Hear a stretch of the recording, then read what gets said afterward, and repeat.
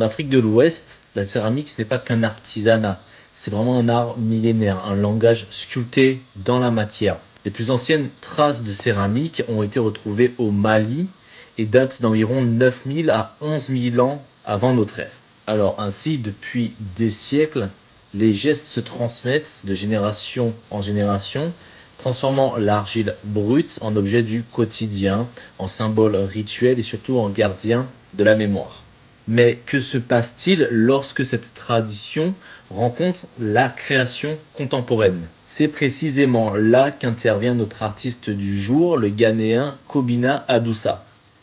Diplômé de la prestigieuse université Knut de Kumasi, Kobina Adoussa ne se contente pas de modeler la terre, il la dialogue. Travaillant principalement la terre cuite à la main, il recouvre ses pièces d'incision, de lignes et de motifs complexes gravés avec une grande minutie. Pour lui, la terre est vivante. Elle porte les empreintes du passé, mais aussi des histoires familiales et des rituels de passage. À travers ses sculptures et certains de ses vases anthropomorphes, il expose des thèmes profonds comme la filiation, le passage à l'âge adulte et le lien spirituel avec les ancêtres. Et c'est cet équilibre parfait entre ancrage culturel et modernité qui a propulsé son travail sur la scène internationale. Il a été finaliste du prestigieux Loewe Foundation Craft Prize de 2025 avec sa série I Still Face You.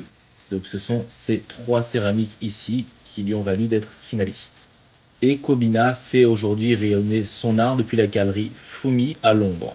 Kobina Adoussa nous rappelle ainsi qu'en façonnant l'argile, on ne crée pas seulement une forme, mais on perpétue une mémoire. Le travail de Kobina s'inscrit peut-être dans une sorte de renouveau de l'art africain. Et gardons en tête que la création est un processus qui avance avec le temps. Et dans le domaine de l'art africain et afro-caribéen, il serait peut-être bon de continuer de créer. Et je pense notamment au madras qui évolue très peu dans ses motifs et ses formes. Le respect de la tradition n'empêche pas de créer de nouvelles choses. Et c'est peut-être la leçon à tirer du travail de Kobina Adoussa. C'était Shango et n'hésitez pas à vous abonner pour toujours plus de contenu sur les cultures noires dans tous leurs aspects. Ciao!